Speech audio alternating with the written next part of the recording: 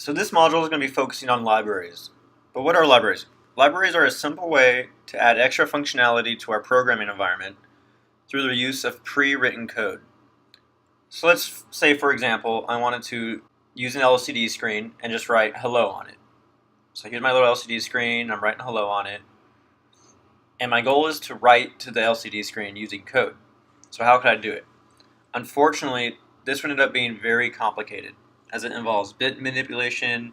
We have to learn the commands of the LCD chips and a whole plethora of stuff. So this is too complicated and it's not something that's worth our time looking into. Instead, we could use a library.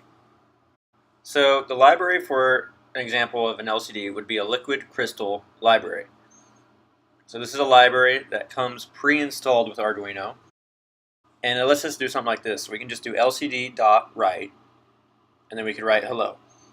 That's all we'd have to do. So using a library, we were able to perform a complicated action very simply. So let's go ahead and take a look at some library stuff in the reference section on Arduino. So when we have Arduino open, we're just going to go ahead to help, reference, wait for this to load. Okay, so now instead of looking at the language, as we usually do, we're going to go ahead and click on libraries. Sweet, so here we are. So here we see the libraries being defined by Arduino, being extended through the use of libraries. They provide extra functionality for us. So here's the ones that come in pre-installed, the standard libraries. So here we see stuff like the servo, which we're going to use in this module, SD card, which we'll use later when we use a micro SD card.